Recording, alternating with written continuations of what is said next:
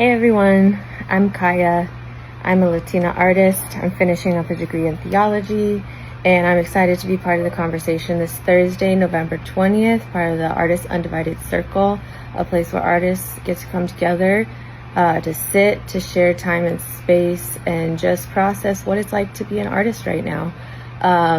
These are challenging times on many fronts. There's a lot of triggers, and how do we process that as artists? What do we do with all of this?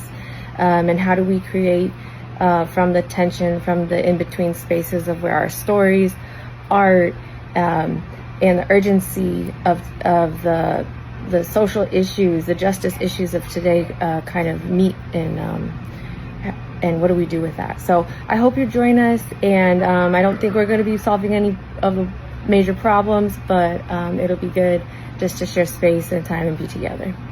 Hope to see you there.